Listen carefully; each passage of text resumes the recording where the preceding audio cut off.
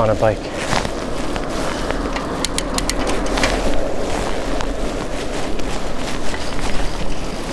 So because, well, one moment.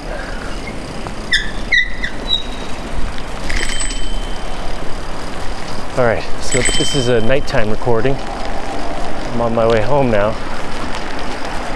and it's raining. So I'm wearing some kind of raincoat and bathing suit, and some shoes I don't mind getting soaked wet.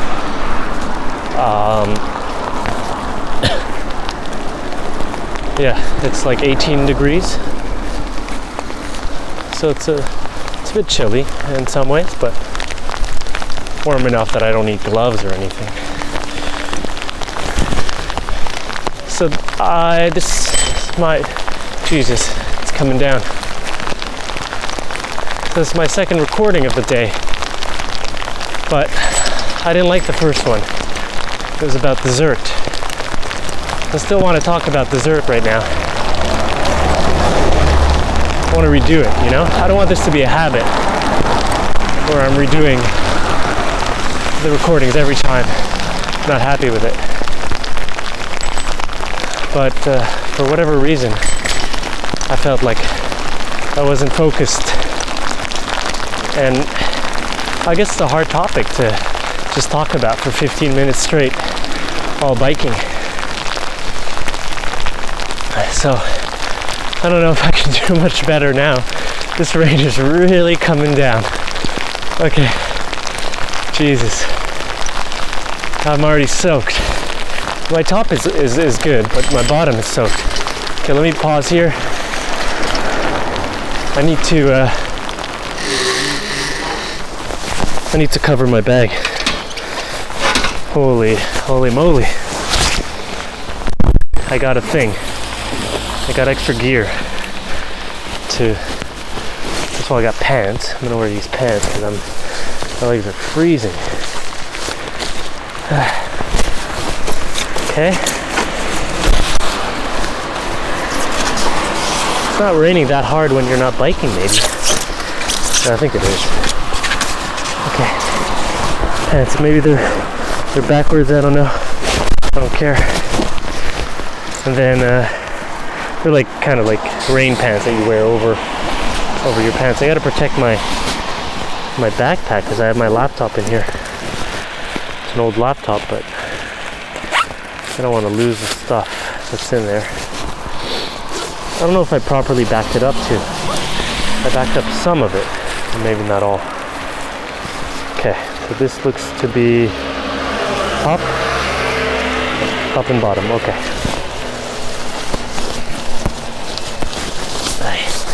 I've never used it. This cover.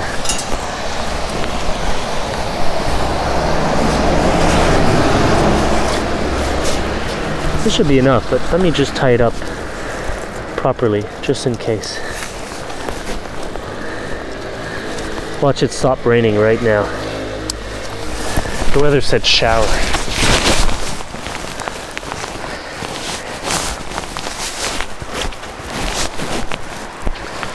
Okay. All right. Where's the little thing? Here it is. Okay. Yeah, it looks like it calmed down. Well, better be safe than sorry. All right. I'm geared up. Yeah, this is good. So, let's talk about dessert in the rain.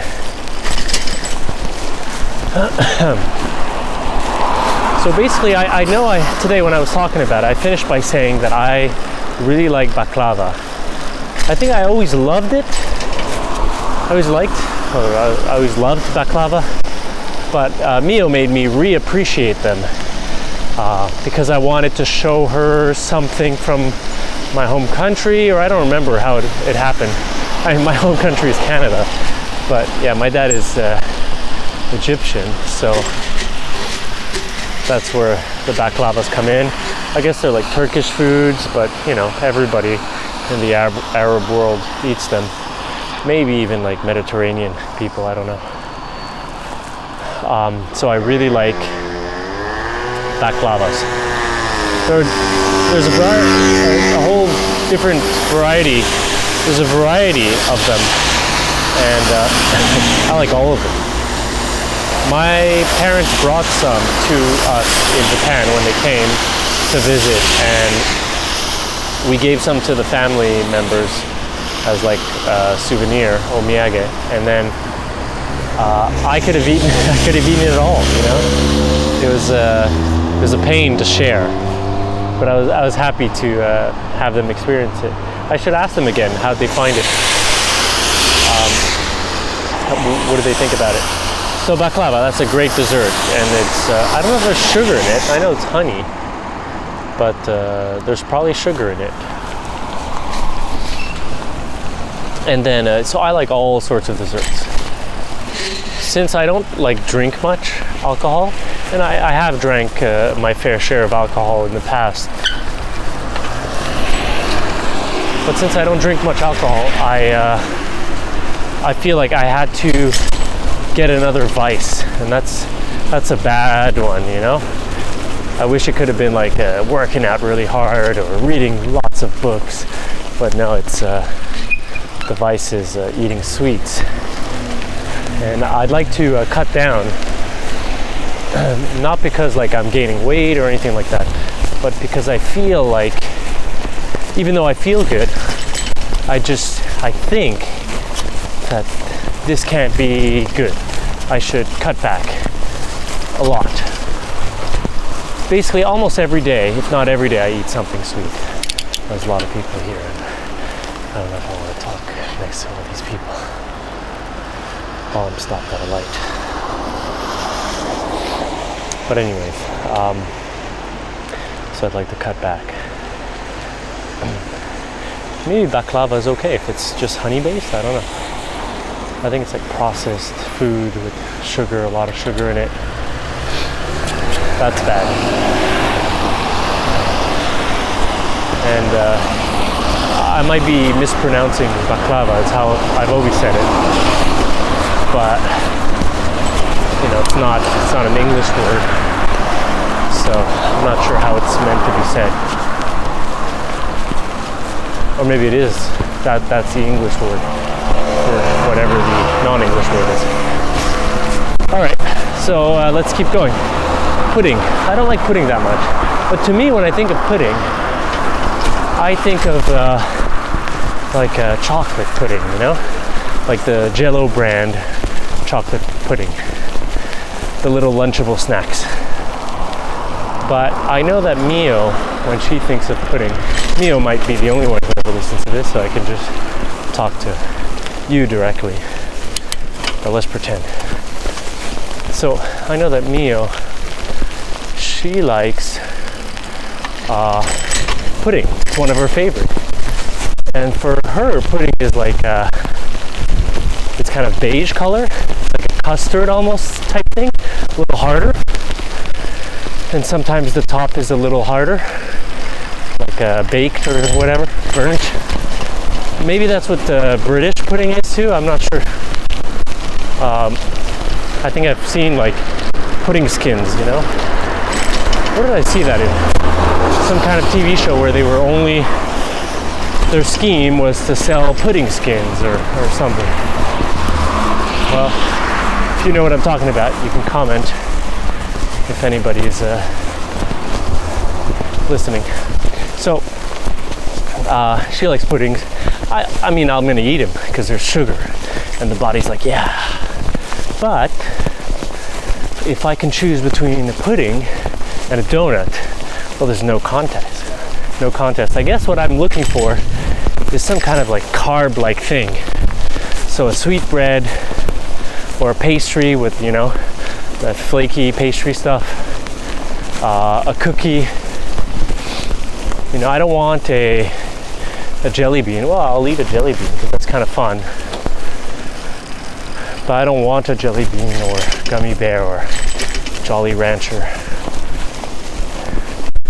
It does not satisfy me. I'd like to be able to fill up on a dessert, if possible. So that's my definition of a good time. So yeah, what was I saying about desserts now?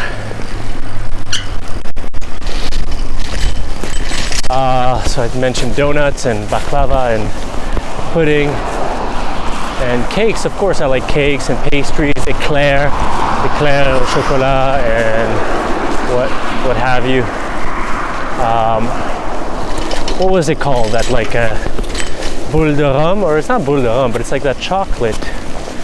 Like it's like dense chocolate ball with chocolate sprinkles all around it, and maybe some nuts inside too. And it's like a fudge almost, the whole thing. And did it have rum in it? Was there a bit of rum taste? I can't remember. I thought it was called that, like boule au rhum or baba au rhum. What is that? Is that something? I don't know. So I think I saw them when I went back home to Montreal, and if I did see them, I get the feeling that I thought they were much smaller than I remembered. Of course I grew since I last ate them, which was in my childhood years, but I think that's just what's happening with a lot of things. If you're not going to make it more expensive, you'll just make it smaller, or both, right? I think that's what people are realizing is happening.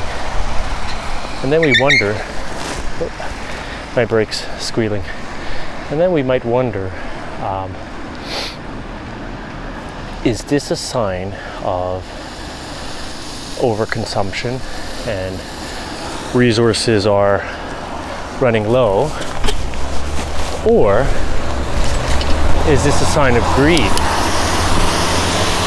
Or is this just a sign of mismanagement of resources? And we're actually like, there's enough resources to go around for another 1,000 years, you know? Are we just mismanaging everything? Perhaps it's a combination of all three, right? As most things in life, it's everything and it's nothing. So anyway,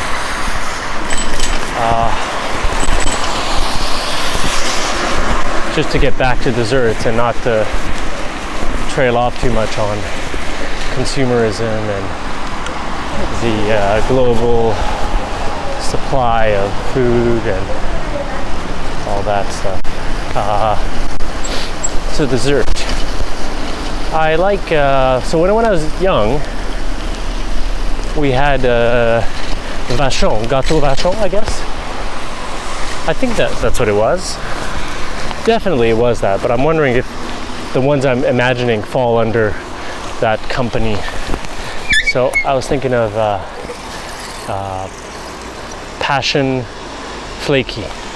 Must have been French, so it must have been Passion Flaky. But flaky is kind of an English word. I always thought the name was a little odd. So what that was, it's kind of like an apple pie, like apple strudel, apple pie thing. Though I don't remember eating the apple variety of it, but I remember eating sometimes I pronounce my T's quite hard for some reason, just a habit. I remember eating the one that was like red inside, red jelly, whatever it was. So I'll describe it. They were square-shaped pastries, and they were like Lunchable type. You know, they were packaged individually in a plastic wrapper, and you kind of bring it to school for your lunch dessert. And excuse me. And then, so it's square-shaped, and flaky is in the name, so it's kind of like flaky, like a pastry flake, but obviously like kind of factory made. And then inside there was just a little bit of like white cream, whatever it was, you know, not a custard cream, just like a white cream, and also a bit of jelly of some sort. The one I remember was red, might have been like strawberry or raspberry or just berries in general. Could even have been apple, and it was red, but it could have been a different color. So anyways, and when you would eat it, there was air inside, of course. That's what I mean by flaky also. It's like layers and air. And I liked it. There was like a bit of sugar, like a hard sugar coating on the top of it, so you could see the little sugar cubes. I liked it, and that was one of my go-to. And the way they were stored in our house, as well as I can remember, is they weren't just on the counter. They were, I guess they were just stored like any normal family in a cupboard somewhere. But I always felt that they were sort of hidden. And as I grew older and didn't need one for my school lunch, I remember my mom sometimes telling me like, hey, there's this dessert in the cupboard. So that's it. And the fact that one box might have 6 or 8, some low number like that, you couldn't just eat like 3 in a day, because then you'd gone through half the box. But now as an adult living on my own, of course, with my own groceries and everything, I can do that. That's not good. I don't think I really do that, but I will do that with Tim Tams. That's the only one. So Mio made me discover Tim Tams. I guess it's an Australian dessert, and it's like the shape of a flat finger, I guess. A bit flat, but it's like a finger still. And like a piece of wood. Well, I'll tell you the exact shape. It's probably like half a centimeter tall, up to 1 centimeter tall, I'm not sure. And then it's maybe 2 centimeters wide. And maybe, oh, sorry, that was quite the squeak because of the rain. It's maybe 2 centimeters tall, 1 centimeter, 1 centimeter tall, 2 centimeter wide, or 2.5 centimeter wide, and then maybe 5 centimeter long. Yeah, that seems about right. Anyways, and it's just chocolate. It's like layers of chocolate or something, and some kind of wafer in there somewhere, but also many layers of chocolate, and it just melts in your hand. And I think people dip it in their coffee or hot chocolate. Well, hot chocolate, I mean, that's a lot of chocolate. But yeah, I've dipped it maybe in my coffee before, definitely. I just like them as they are.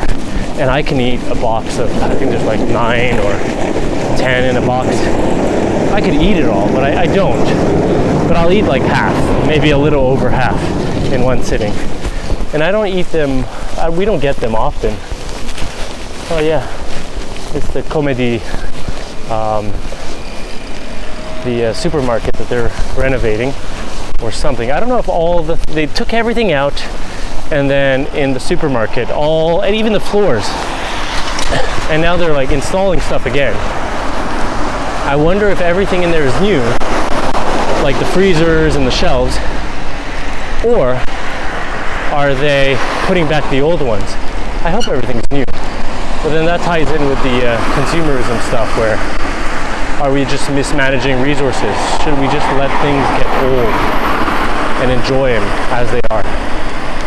All right, I'm on a bike.